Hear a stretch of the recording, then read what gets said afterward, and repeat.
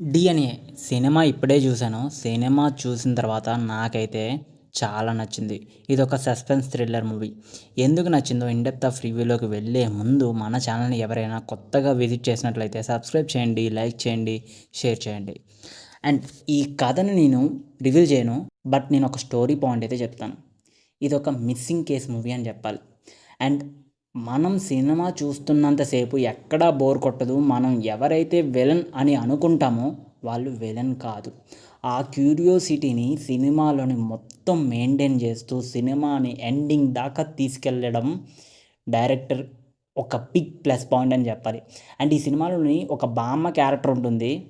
Main strong lady character అని చెప్పాలి. లేదంటే విక్రమ్ సినిమాలో ఏజెంట్ అయినా చూసారా, అదిదా సర్ప్రైజ్ అన్నట్టు ఈ సినిమాలోని ఆ లేడీ క్యారెక్టర్, అదే ఆ బామ్మ క్యారెక్టర్ అయితే ఈ సినిమాలోనే ఒక రేంజ్‌లోనే ఉంటుంది. పర్ఫార్మెన్స్ కూడా చాలా బాగుంటుంది. అండ్ రిమైనింగ్ యాక్టర్స్ కూడా వాళ్ళ పర్ఫార్మెన్స్ తోటి ఈ సినిమాని ఎక్కడికో తీసుకెళ్ళిపోయారని చెప్పాలి. అండ్ ఈ సినిమా ఇంత లేట్‌గా నేను ఓటీటీలో చూసాను. బట్ ఇది 2024లోనే రిలీజ్ అయిపోయిన మూవీ. బట్ తెలుగులో రిలీజ్ అవ్వలేదు. తెలుగులో డైరెక్ట్‌గా ఓటీటీ రిలీజ్ అవ్వడం వల్ల ఇప్పుడు ఈ సినిమా నేను చూసాను. అండ్ సినిమా నాకు చాలా నచ్చింది. ఈ వీకెండ్‌కి ఒక మంచి సస్పెన్స్ థ్రిల్లర్ మూవీస్ ఇష్టపడే వారికి ఈ సినిమా తప్పకుండా నచ్చుతుంది. అండ్ ఎక్కడా బోర్ కొట్టించలేదు. అండ్ ట్విస్ట్‌లు అయితే చాలా బాగున్నాయి. క్లైమాక్స్ మాత్రం నాకు నచ్చలేదు. అంటే డిసప్పాయింట్ అయ్యాను చిన్నది.